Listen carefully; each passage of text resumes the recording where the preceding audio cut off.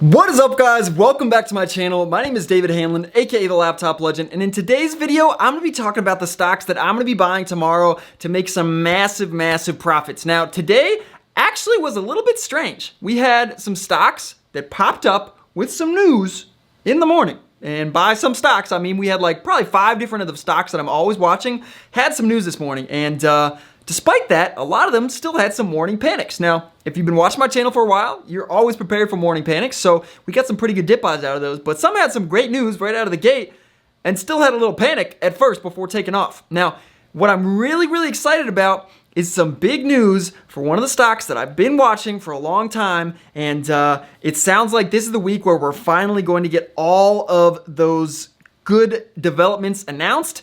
And obviously after the first week of March being super red, you know, it found a nice base and is coming back up. So I really think that this stock could see some serious gains this week and easily double, if not more. And I'm going to talk to you guys about that stock, how I plan on playing it, and you know what the news is, so you guys can be prepared before the news even comes out. Be one step ahead of the rest of the crowd. So with that being said, let's dive into my computer.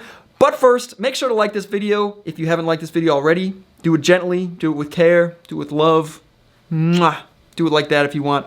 WB, I'm looking at you. And if you haven't subscribed already, do that as well, because I post these videos every single day. All right, let's do it. All right, guys, so I'm here on my computer, and before I dive into that stock and talk about the crazy news that's coming up, I just want to talk about the overall market a little bit, because it was a really weird day overall, and I don't even know what effect the stimulus had. I don't know if it was a good thing, I don't know if it was a bad thing, because it looks like the Dow had a big rebound day, and you can see the Dow is within, I think, 1% of all-time highs, if I'm not mistaken, but the NASDAQ, maybe an intraday record, but the NASDAQ falls into a correction, and it's now over 10% down from that area and from the high of all time. It's down over 10%. So it's weird to see the NASDAQ and the Dow diverge like that. It's very strange, which just it just means that we're in kind of a weird market time, and we'll have to see what happens. You know, maybe they continue and you know, come back together. But typically these things always move together. And if you don't know what these are, the Dow is like basically the biggest companies. It's one of the oldest indicators of the overall market. And then the NASDAQ is obviously a little bit bigger. There's more companies in it, but I think it's a little bit more tech related. And they have some of those. You know, Dow Jones is like some of the oldest companies in you know, the United States, basically. So those are, it's just weird to see them diverge like that. It's weird. So I just want to point it out to you guys, and just stay cautious. Again, guys, stay cautious. You know, like I said in my video yesterday, you don't know what effect the stimulus is going to have overall. It is weird times. We could see a huge correction still. I'm not saying that's out of the question. So we really got to play it safe. If there's opportunities, let's pounce on them, but let's still stay conservative overall. Now, I also want to show you guys this. HCMC, they actually ended up making a Twitter account literally just now, so keep that in mind, and potentially they're going to post some updates here. So if there's some type of update that is going to affect the stock price, you might want to follow them on Twitter, just because again they're going to, you know, post it here. You might know about it 2 minutes before everyone else, which might give you a better entry and could mean hundreds of dollars in profit. So just keep that in mind. Also, feel free to follow me on Twitter right here. I don't tweet that often because I'm always in the Discord, but occasionally I'll tweet out some ideas, so definitely a good idea to follow me there as well. Now, I actually wanted to start off by talking about HCMC, because you can see here it actually did see a nice little run out of the gate, but not too much. And I had a couple people in the Discord who profited off of this stock, but I actually was too busy focusing on all the other stocks that were moving to even focus on this. And then you can see towards the end of the day, it literally is just a ping pong ball. It's like that game Pong from, I don't know, the 1800s, where the ball just bounces back and forth between the walls. There's really no way to profit here because the walls are so big. It's very difficult to get executed if you're buying on the bid, and it's difficult to get executed if you're selling on the ask, because you basically have to get in line. So there's very little way to make a profit if it looks like this, when the chart looks like this. So if you see a chart like this, it's called bar coding.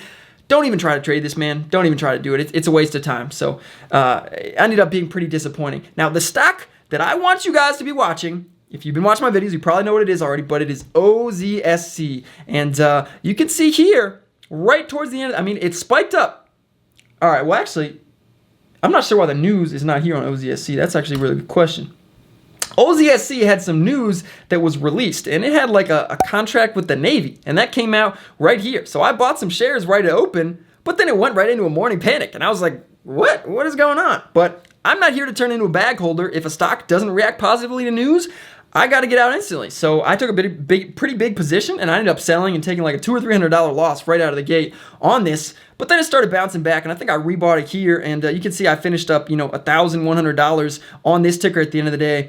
It actually is not showing all my profits. I think it's closer to 1,800, 1,900, but it's not showing AABB. I'll know tomorrow morning. I don't know why Fidelity always does this, but to me, it's worth dealing with this issues to have no commission on these OTC stocks. But OZSC, man, the CEO, oh my gosh, he came out with the craziest update, and that's actually why it spiked right here. He came out with it at 3:40 p.m. You can see here, 3:40 p.m. And if I go in, I'll throw a picture of it. I'll take a screenshot and I'll throw it up on the screen for you guys, but let me read off my phone. So he said, this is the week that all I've been talking about becomes real PRs. So many PRs all coming together. That sounds like a pretty good thing. I like PRs because stocks tend to move when they get a PR. He said, I've got patent land lease deals signed for the Tesla battery storage deal. See what they're doing in Texas today. We're doing that in New York. Gem battery order and 2 deals you know nothing about under heavy non-disclosure agreements, but close. That sounds like a lot of PRs, guys. That sounds like a lot of PRs. And I like that. He says, for those looking to sell on the news, kind of silly. It's all news now. All the work is paying off. Which means the bag holders probably won't be selling on news. And again, I have no idea whether this company is going to succeed in the long run. It very well might. That is not what I do. I'm a day trader. If you guys want to hold this for the long run, it might be a great investment. I mean, this thing could be dollars, by next year. I have no idea. That's not my goal. My goal is to take big size and, just take the meat of the move. Take those little moves that are very predictable. And if we get really good PRs, it's going to be a really predictable move. And he said, waiting on the pro forma for one of them. Yes, I like numbers and OZOP systems PRs. For Kathy, it's harder. A lot of the military projects, she can't discuss details. Homeland security stuff. I mean, wow. I mean, if they got a contract with the Navy, with Tesla, I mean, it is going to see some pretty serious moves, guys. Some pretty serious moves. I think the second call with BlackRock about the $100 million, potential financing is tomorrow. So we'll see what happens, guys. But I mean, I'm really excited for this. If we get, a PR every single day on this stock, it's going to get legit. And if I go to the 1 month chart, again, you can see it really nicely broke that downtrend, and luckily, it came back down a little bit. So we actually have a nice area of, I guess a little discount. If we get a bunch of PRs, it's gonna be starting at 17 and not at 20, because you might not think of that, but I mean, it makes a big difference. If you buy 400,000 shares at 17 versus at 20, that's a big difference. So we'll see what happens. But I'm very, very excited for this stock. If we get the PRs that the CEO was talking about, this thing is going to be running all week long. If he gets a PR a day, I mean, my goodness. I have no idea, man. I don't know how the stock's going to react. I feel like the market is a little slower right now, so I'm not sure if it can break those all-time highs. Well, I don't know if it's all-time highs, but the highs from the recent run at 50 cents. So we'll have to see. But if it does, oh my gosh, it's going crazy. So we'll see what happens. Again, I don't want to go in with 1 million shares and just hold and hope till the end of the world, but I have a really good feeling about this stock, and if you want to call me the OZSC legend, that one dude in the comments, go for it. I'm excited about this stock, and I plan on continuing to make many thousands of dollars on this over the next couple of days, so keep it on your radar for sure. Be ready for those press releases, and my goodness, man, I'm excited. I'm definitely excited. What else was going on today? CYDY, this had a really nice dip buy at the open. I called this one out, right in market, I think it was right before market open, because it was gapping down a ton. I mean, look at that gap down, guys. Look at that gap down. And had a really nice bounce. I bought only 1,000 shares, and I think it was 272. I sold 500 at 292 and then 500 at 302. Definitely underestimated. Definitely could have taken bigger size, but with a gap down that big, I wasn't super convinced that this was all the panic we were going to get. But I'm still made, $244 there. Pretty nice. TSNPD had a nice morning panic. Some fake out bounces. A really weird dip there. And then, just kind of boring for the rest of the day. So not sure what this one's going to do. Really not sure. I mean, it's still kind of consolidating, holding this area. So it feels like there's pretty decent support here. Honestly, it's building support. Consolidating and building support is a good thing. So if it stays in this area for the next week, I'm fine with that, because, once another PR comes out, it shoots back up. And, this is a pretty decent area where a lot of people are going to be looking to buy when it's serving as support. So again, I'm not going to turn into a bag holder on this. It could break this support level, could fall under 250, could fall under 2. But, you know, for now, I like the consolidation that's going on. The longer the consolidation goes on for, the more likely it is that these levels will hold. And then you can buy confidently on the break of the consolidation, risking the bottom of the consolidation. So that's a good way to play these. And that's what I'm going to be looking to do on this if we don't get more morning panics. But if we do, I'll nail the morning panics because they're pretty nice. Intraday perk-ups also work really well in the stock. And again, if you guys are confused about, you know, all this wording, I talk about all this in the Discord, so definitely check out the link. I'm doing these live, so I'm telling you guys when I take the entry. It's not so you can copy, but it's so you can know, you know, how I'm looking at these plays, how I know that it's about to go up like that, you know, because there's a lot of different times where if you're a newbie, you might not know, like, how is he making this read? What is the level 2 telling him that this stock is going to go up? Like, how does he know that? How does he know that there's a hidden seller holding it down? I talk about all that stuff. So it's something that you really need to learn and you need to master before you can scale up if you ever want to be a profitable trader. Because if you try to dive in with size before you got that, it's just going to be a mess. You're going to lose money. Let's see. ALYI. This one had more news today. I'm not sure why my news thing is messed up right now. It's not showing news for any of them. That's kind of annoying. But it had some more news today, and I forget if there's an electric vehicle or something. I feel like they're always putting out news that revolves around what's hot.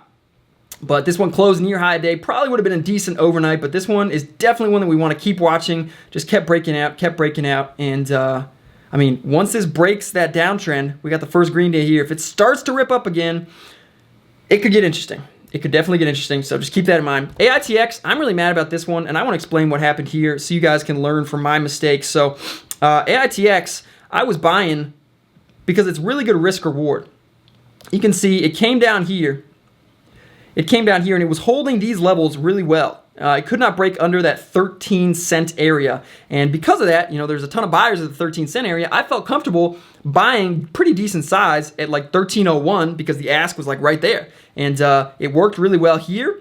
And I sold into this spike, and it came back down, and I bought some more here, and I sold into this spike, and then it came back down, and I bought some more.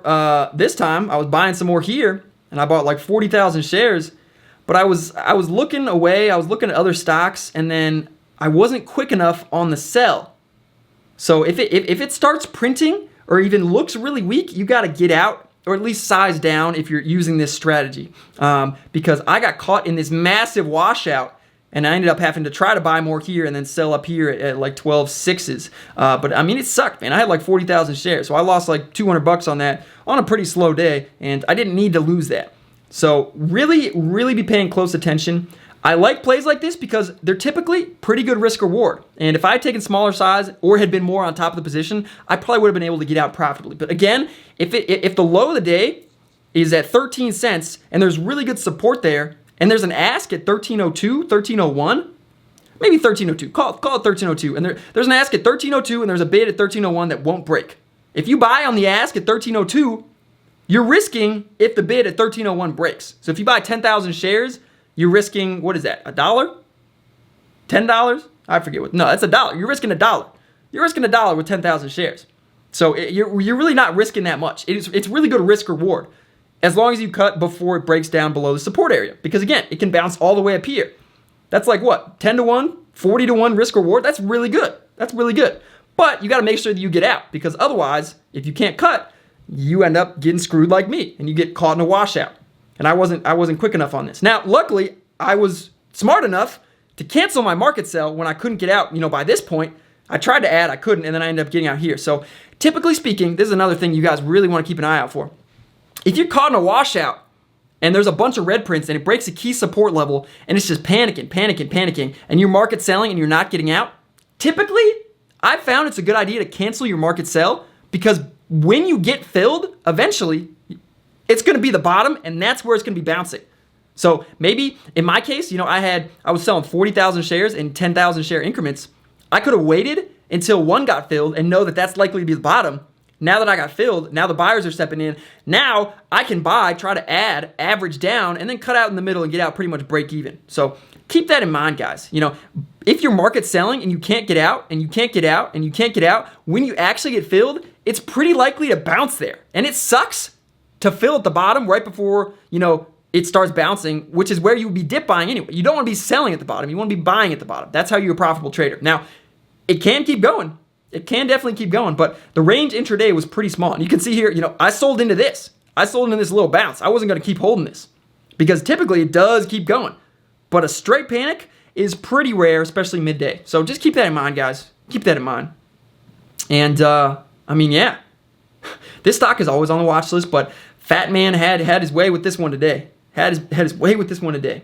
OZSC. Also, I want to talk about something. I can't show it here because obviously, you know, Fidelity does not have level 2 for these stocks, and there's not even level 2 right now after hours. But Vert was playing some games on OZSC today, and that is the whole reason that it went down pretty much all day long. And that is the market maker VERT, and he was reserve selling, diluting a ridiculous amount of shares, guys. And again, I was calling this out in the Discord, so if you were there, you probably remember this. But literally, he must have sold minimum 50 million shares. Minimum 50 million shares, only showing 5,000 on the ask. Like this entire time, it should have been bouncing here.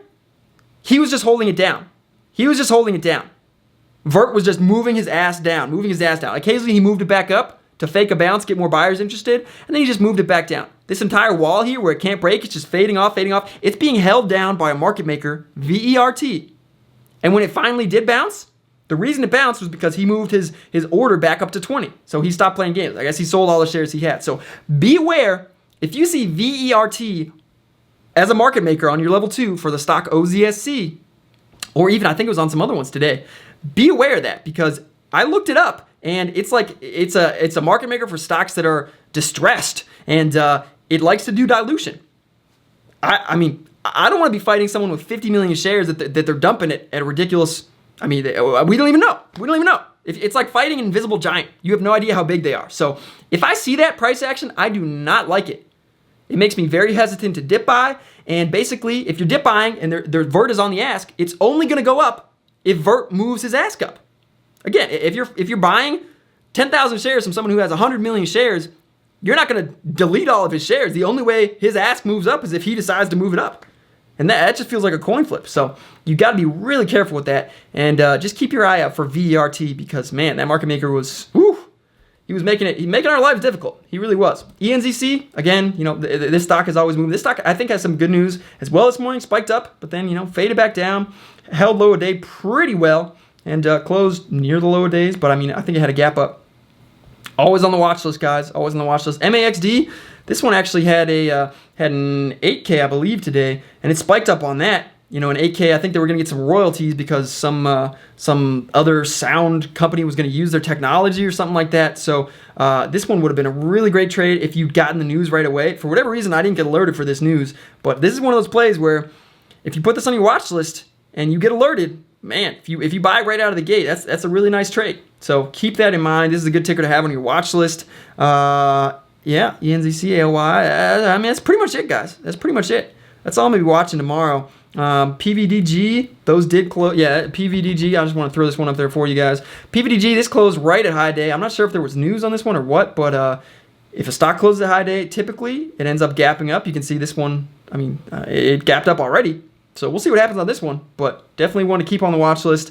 That's pretty much it. I think OZSC and TSNPD, ALYI, those are probably my biggest watches, guys. OZSC, definitely the biggest watch. If we get any other news, you know, tomorrow morning or whatever, I'll definitely talk about it in the Discord, but that's pretty much it for today, guys. Hopefully you found this video helpful. Hopefully you're excited for OZSC. Watch out for Vert. Be ready to bank on these PRs when they come out. Let's make that moolah. Be ready to have more cash in the bank if a big market crash comes. And yeah, that's it, guys. So I'll see you in the next video.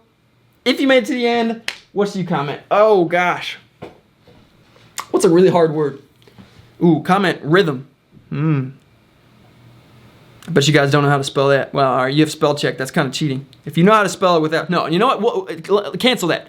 Pharmacognosy. If you can spell pharmacognosy, comment that down below. That's my spelling bee word from, I don't know, a while back. So I'll see you guys in the next video. Until then, let's grow better together.